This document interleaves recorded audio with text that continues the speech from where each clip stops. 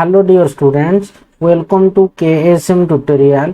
आज आम सप्तम श्रेणी जिज्ञासा बहिर चतुर्थ अध्याय धातु और अधातुर दुनिया विषय आलोचना करिबा। पिला माने पूर्वर मु पार्ट 1 आलोचना करि सारिछि एवं से वीडियो रो लिंक मु डिस्क्रिप्शन बॉक्स रे दे देइछि। पिला माने यदि भलो लागिवो लाइक करिवो एवं चैनल टी को सब्सक्राइब मध्य करिदबो एवं तुम सांग मानकु मध्य वीडियो शेयर करिदबो एवं किछि यदि डाउट रहइबो कमेंट बॉक्स रे जणइबो। तो चलो आमे स्टार्ट करिबा। 4.1.2 रे अछि कोना तन्यता बा डक्टिलिटी हैला कि। तो प्रीवियस वीडियो रे आमे नमनीयता बा मालेबिलिटी विषय आलोचना करितले। तो आज आमे तन्यता विषय आलोचना करिबा। तो देखो कहिछि कोन ना तुमे धातव तारर व्यवहार कोठी देखिछ कहिछि। तो देखो वैद्युतिक उपकरण गुडी करे तंबा किंबा एल्युमिनियम तार व्यवहार होइतिबा तुमे निश्चय देखिथिबो। देखो वैद्युतिक उपकरण माने कोन तार गुडा करे जो हमर वायरिंग तार गुडा करे हला कि जो हमर कोन इलेक्ट्रिक हम जो हम विद्युत रो जो हमर उपकरण अछि जो हला कि सेतिर हम तंबा एवं एल्युमिनियम तार व्यवहार हम देखिछे। तो हार कानफुल पड़ी विभिन्न अलंकार मध्ये धातव तार रु तैयार होइतै। देखो हार हो बा कानफुल हो बा विभिन्न अलंकार मध्ये होची कोन हमर धातुरु बा धातव ताररु तैयारी होइतै।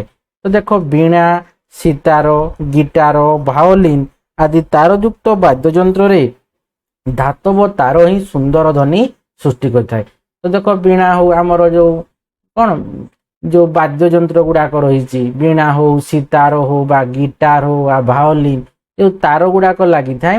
तो से तार गुडा को ही कोन होची ना धातव तार हला कि। तो कोन पई लगै थांती ना से कोन ना सुंदर ध्वनि सृष्टि करिता हला कि सुंदर शब्द से माने सृष्टि करि थांती हला कि। तो धातु को टाणी प्रस्तुत करा जाई पारे। तो एठु हमें कोन जानले ना धातु को हमें टाणी करी कोन करि पारुचे तार प्रस्तुत करि पारुचे माने जो तार गुडा को सर हला कि ता माने वीणा सितार गिटार भायोलिन बजाते किंबा हमर हार कानफुल बड़ी विभिन्न अलंकार धातव तार तैयार होईची। तो जेहेतु आम टाणी कि ताकू कोन करि पारुचे माने आम कोन करछे तार प्रस्तुत करि पारुचे। तेनु धातुर एई गुणटा को आम कोन कहूचे ना आम तन्यता बोली कहूचे। मन रखिबो धातुर एई गुण को आम तन्यता बा डक्टिलिटी बोली आम कहूचे हैला कि। तो देखो तापरे कहिची देखो कोन ना मुख्यतः धातु गुडी को एई तन्यता गुण रहिता। तेनु आम गुटे नमनीयता गुण जानले गुटे तन्यता गुटे गुण जानले धातुर अछि। तो रूपार एई तन्यता गुण को आधार करी आम राज्यर कटकरे तारकसी शिल्प गढ़ी उठिछि। तो देखो सुना एते तन्य जे 1 ग्राम सुनारू प्राय 2 किलोमीटर लंबा तार स्तक तारर प्रस्तुत करि पारिबो। तो मन रखिथिबो गोटे 1 ग्राम हला कि सुनाटा तू आमे केते कहूचे ना प्राय 2 किलोमीटर लंबा रो आमे तार प्रस्तुत करि पारिबा। माने गोटे ग्राम जदि आमे सुना नेबा 1 ग्राम रो तो ताकू जदि आमे टाणीबा आमे टाणीबा तो से टाणले कोन हबो ना प्राय 2 किलोमीटर पर्यंत लंबा पर्यंत से कोन हबो से तारटा लंबा तो केतकी तो तैयारी करा जाई पारिबो हैला कि। माने केतकी तार तन्यता गुण अछि हैला कि सुनार। तापरे कहछि देखो धातुर तन्यता गुण जोगु धातव तार रु चा छणा तैयारी करिवे। देखो तुमे चा हमर कोन चा जो छणा जो हमर एटा अछि देखो हमर चा छणा यंत्रटा देखो हैला कि। तो ये देखो चा छान जो होची तोड़े देखो एमती कोन थिबो जाली टाइप थाई कि नहीं। तो सेगुडा कोन हमर धातुर तन्यता गुण जोगु हमर तैयारी होई थाए हैला कि चा छणा तैयारी होई थाए। तो कोन तम धातु गुडा कर तन्यता गुण जदिन धातु सरू सरू करी होंता कि करी होंता नहीं। तापर देखो एठे कहिची कोन ना तुमे केबे कोइला किंबा गंधकरे प्रस्तुत होइथिबा तार देखिछो कि। निश्चित भाबे ना आमे कहि परिबा जे कोइला गंधक तन्य नुहंती हैला कि। तेनु आमे कोइला गंधक तुमे देखिछो कि। तेनु कोइला गुडा कोन तन्यता गुण नाही। कोइला गुडा को टाणले तो से कोन भंगुर भांगी जाजंती। तेनु ताको भंगुर कोन अछि कोइला गंधक पूरा भांगी कोन छोट छोट होई जाजंती। तेनु भांगी जदी जिबे से गुडा कोन हेबे से गुडा को टाणी कि लंबा हेले जे ताको गुडा आमे तन्यता गुण रहिबो ताको कहिया बुझियाला। तो देखो एटे कहिची कोन ना देखो कहिची स्टील एक मिश्र धातु। स्टील टा गुटे कोन मिश्र धातु कहा कहा मिश्र स्टील हैला कि। स्टील गुटे होची कोन ताको आमे कहबा से होची मिश्र धातु। मिश्र धातु ता माने एठी कोन जहा धातु लोहारुति एवं अधातु कार्बन रो मिश्रण रे तयारी। ता माने स्टील टा कहा कहा हेतु लोहा रे तयारी होची लोहा आउ कोन ना कार्बन ता माने लुहाटा को आम कहूचे कौन सी धातु है कि लुहा हूँ कौन धातु कार्बन टा हूँ कौन आमर कहवा सी अधातु बुझीगला कि नहीं ता माने लुहा प्लस कार्बन मिसले कौन हूँ आमर स्टील आसूची है कि तो स्टील रे तैयारी तार खूब शक्त और भारी जिनस को धरी रखिपारे से झूला पोलो और ट्रेन रे स्टील तार व्यवहृत होता है यहीपरि एक झूलापोल कटकर धबलेश्वर देखि मंदिर है कि सी हूँ झूलापोल अच्छी देख कटकर धबलेश्वर से कौन झुलिकी रही है कि कटक आमर जोटा कहे कौन धबलेश्वर मंदिर जो जाऊे है कि तो सेठी भी आमर महानदी जो अच्छी से कौन आमर झूलापोल कटक धबलेश्वर रही है कि झूलापोलटा तापर देख कही ना 4.1.3 निनादता बा सोनोरिटी बोली कहूचे तो देख धातु निमित्त चा प्लेट किंबा मुद्राटी चट्टाण रे पड़ी गले किपरि शब्द सृष्टि हुए लक्ष्य तुम्हें देख गोटे चामचटा कि गोटे प्लेटा है कि गोटे कॉइनटा धर तुम्हें चट्टाण रे पके जो शब्द सृष्टि होची कि नहीं तो सृष्टि होची किंतु गोटे खंडे कोयला बा काठटा पकईदेव से भाया सृष्टि करब कि शब्द से सृष्टि कर नहीं तो देख ये कही काठ धातुरे मोर बाड़ी बाजिले भूष्टि होता ध्वनिर भिन्नतार मु रास्ता पार रास्ता जानीपे देख काठ एवं धातुरे मोर बाड़ी बाजिले गाड़ीटे बाजिले से कौन गोटे ध्वनि सृष्टि होची तो से ध्वनि सृष्टि होता जो भिन्न भिन्नता रूप हो मैंने काठरे बाजिले अलग साउंड होची धातु गारे तार बाड़ीटे बाजिले अलग साउंड होची तो से ध्वनि भिन्नतारू से कौन होची ना से रास्ताटा जानीपारुची तो देख कार्य 4.12 रे कही आस अनुसंधान करवा सतर्कता कही वस्तु गुड़ी को चट्टाण रे पकेवा बेले सावधानता अवलंबन कर कही गोटे धातु निर्मित चामच एक मुद्रा खंडे कोयला और काठ खंडटे संग्रह कर एगुड़ी को गोटे पर गोटे एक निर्दिष्ट उच्चतारू चट्टाण उपर को पकाओ कही एही वस्तु गुड़िक द्वारा सृष्टि होता ध्वनि रे किछि भिन्नता लक्ष्य करूछ कि तो आम कौन करवा धातु निर्मित गोटे चामचटा गोटे कि मुद्रा है कॉइन मुद्रा बा कॉइन है कि गोटे गोटे टंका किया कॉइन कि 2 टंका जहाँ भी है खंडे कोयला काठ खंडटे आम संग्रह करवा तापर गोटे गोटे उपर किसी गोटे निर्दिष्ट उच्चता जो उच्चतार चामचटा पकेवा से उच्चतार मुद्रा किंबा गोटे खंडी काठ किंबा कोयला को आम से निर्दिष्ट उच्चतार आम चट्टाण उपर को पकेवा तो देखिबो से वस्तु गुड़ी द्वारा सृष्टि होता ध्वनि रे किछि भिन्नता लक्ष्य करूछ कि तो देख कही तुम्हें देखिबो जे हैला धातव चामच और मुद्रा चट्टाण रे पड़िया बेले किछि समय धरी लागी रहउतिबा गंभीर गुंजन शब्द सृष्टि करता बेले काठ कोयला काठ कोयला खंड मांदा शब्द सृष्टि करुछि देख आम धातु निमित्त चामचटा किंबा धर आमर कौन आछि ना मुद्राटा चट्टाण जो पकई दौचे किसी समय धरी कौन होची ना गोटे गंभीर गुंजन शब्द सृष्टि होची गोटे धर बासनटा तलक पकई दौ शब्द होता है कि नहीं किंतु गोटे कोयला किंबा काठटा तुम किसी हाल्का शब्द शुणा मान धातु जिनस अपेक्षा ये जो आमर कोयला काठ गुड़ाक पकईले कौन हम अल्प शब्द सृष्टि हुए है कि धातु मानकर ये गंभीर गुंजन ध्वनि सृष्टकारी गुणता को आम निनादता है कि निनादता एवं धातु माने निनाद्य अटंती तो देखो आम एठू कौन जानले ना धातु मानकर यही गंभीर गुंजन जे शब्दटा बेसी जोर रे हुए सृष्टिकारी गुणटा को आम कहूचे निनादता बोली कहूचे निनादता कहंती एवं धातु गुड़ी को से धातु गुड़ी को आम कौन कहबा निनाद्य निनाद्य निनाद्य कहंती एटा मने रखिबो है कि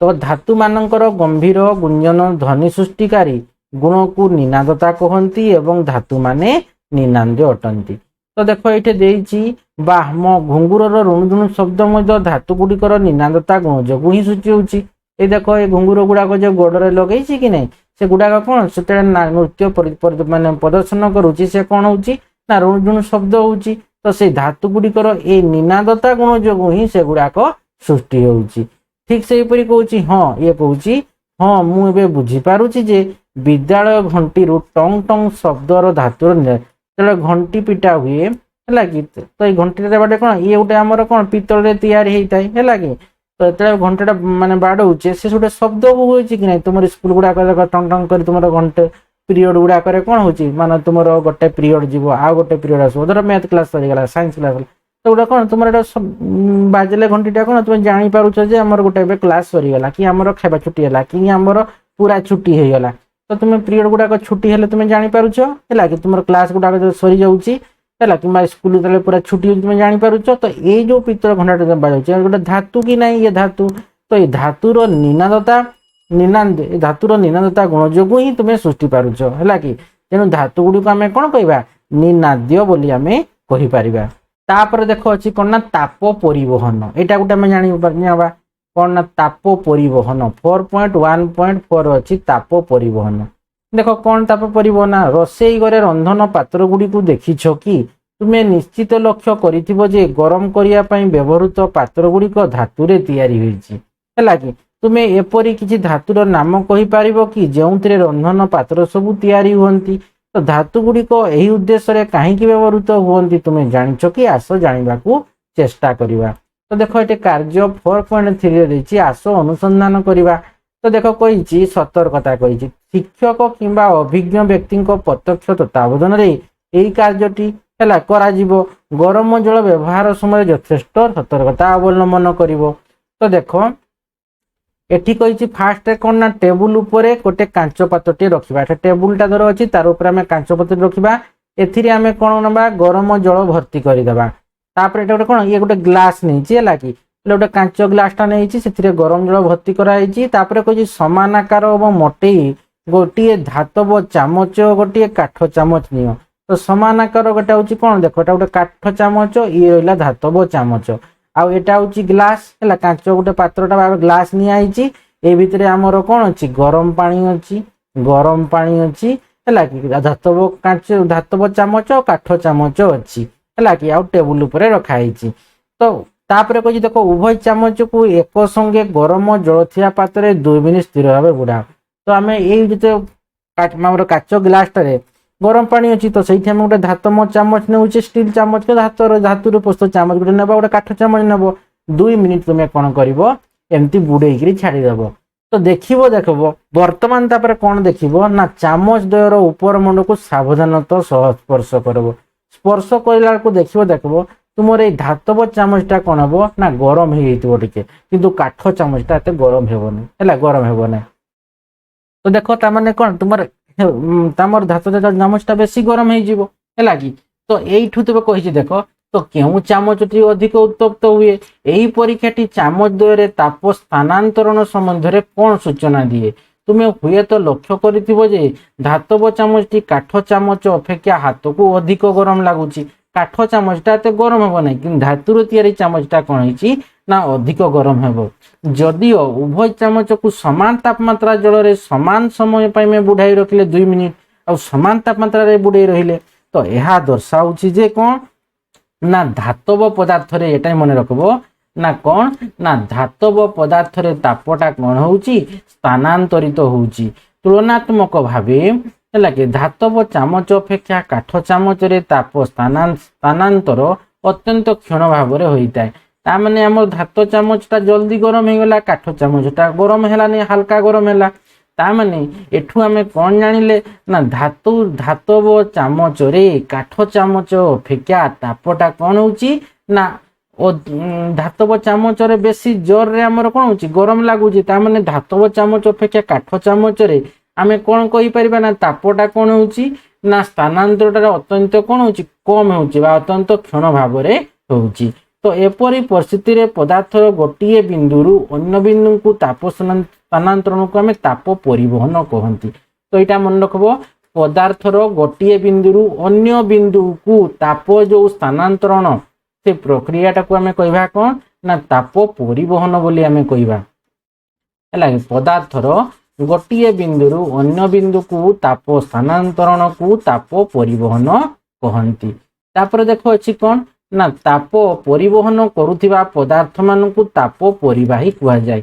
ତ ଯେଉଁ ପଦାର୍ଥ ଗୁଡ଼ାକ ତାପଟାକୁ କ'ଣ କରିବେ ନା ପରିବହନ କରିବେ, ଅର୍ଥାତ୍ ସେମାନେ ନେବେ ହେଲା, ଗ୍ରହଣ କରିବେ ହେଲା, ଗୋଟେ ଜାଗାରୁ ଆଉ ଗୋଟେ ଜାଗାକୁ ନେବେ, ପରିବହନ କରୁଥିବା ପଦାର୍ଥକୁ ତାପ ପରିବାହୀ ପଦାର୍ଥ କୁହାଯାଏ। ତା ମାନେ ଦେଖ ଏଠି କ'ଣ ହେଲା ନା ଆମର ଧାତବ ଚାମଚଟା ଥିଲା, सेठी कौन है ना सेठी गरम ही गला काठ चामच अपेक्षा तामाने सेटा होउची कौन ना सेही क्षेत्र रे सेठी कौन है ना तापटा कौन है ना स्थानांतरण है तेणु से ताप परिवहन पदार्थ गुड़ा को आम कौन कहवा तामाने ताप परिवाही बोली कहवा तामाने एठी धातव चामचटा होउची कौन ना ताप परिवाही है कि तेणु पदार्थर गोटे बिंदु अन्य बिंदु को ताप स्थानांतरण को ताप परिवहन कहते कि आम जो ग्लास रखी गरम पानीटा सी कौन कला सी धीरे धीरे कौन है जो गरम पानी ताप तार थिला सी कौन करा ना धातव पदार्थटा को सी गरम करदेला अर्थात से चामचटा को सी कौन कला ना गोटे बिंदु आ गोटे बिंदु को पूरा धीरे धीरे तलू जो स्पर्श होता जल से गरम करी कौन कला तार अग्रभाग तक आसीगला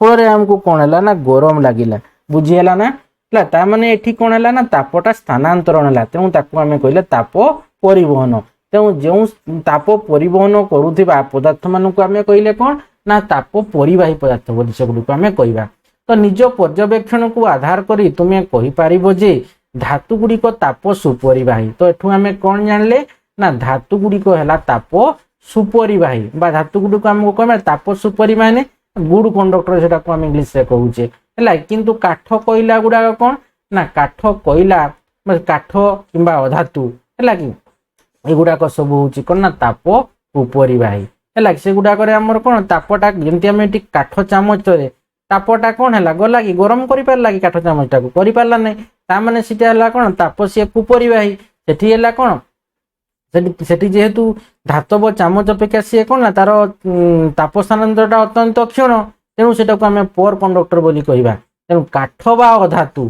ताप कुपरिवाही तो ये आम कौन जानले ना धातु गुड़िक ताप सुपरिवाही किंतु काठटा जेहेतु अधातु सी है ताप कुपरिवाही वर्तमान आम बुझीपर जे कहीं रंधन पात्र गुड़िक धातुरे एवं सेगुड़िकर बेंट काठ बा अन्य ताप अपरिवाही पदार्थ तैयारी देख पात्र गुड़ाक ये धातुरे तैयारी ना सेठी कौन हो ना आमर पात्र गुड़ाक अति अल्प समय भितर से गुड़ाक कौन हम गरम हो कि नहीं गरम हो अर्थात से कौन हम ना सेटा हूँ धातु गुड़िक ताप परिवहन सॉरी ताप परिवहन करेंगे तेणु से गोटे बिंदु आउ गोटे बिंदु को ताप स्थानांतरण करी से पात्रटा को कौन करेंगे गरम करदे आउ जेहेतु बेंटटा हूँ काठरे तैयारी सी तो बेंटटा काठरे ये होची ना काठटा हूँ कौन एत शीघ्र गरम हेब ना है जे कौन हम क्षण तार ताप स्थानांतरटा अत्यंत क्षण तो सी हूँ कौन तापर कुपरिवाही फल आम बेंटटा को काठ देदेले काठरे तैयारी करे ये कराई आम से बेंटटा को धरिक आम कौन करूँ आम बसौचे से पात्रटा को गरम पुणी करुचे गरम है से बेंटटा को धरिक आम तलक आणुचे तेणु से बेंटटा हूँ काठ बा अन्य ताप अपरिवाही बा कुपरिवाही जोटा कहीपर है कि ताप अपरिवाही जहाँ ताप कुपरिवाही ताहा प्रकृति रे ताप स्थानांतरण अध्याय सब आम अधिक जाना ताप स्थानांतरण गोटे अध्याय अच्छी से प्रकृति से आम विशेष भाव में आलोचना करवा तो आज आम एत आलोचना करवा नेक्स्ट वीडियो आम कौन करवा ना विद्युत परिवहन विषय आलोचना करवा आशा करुच्ची पिला माने भिडियो को भल भाव बुझीपार भिडियो को लाइक कमेंट और प्रचुर मात्रा रे शेयर करिवो एवं जो मैंने पर्यंत चैनल टी को सब्सक्राइब करिनो अति शीघ्र चैनल टी को सब्सक्राइब करनेबो एवं पाखरे थिबा बेल आइकन टी को मध्य दबाई देबो जहाँ फल कि मो वीडियो छाड़ू छाड़ू तुम पाखक नोटिफिकेशन पड़ेबो। धन्यवाद।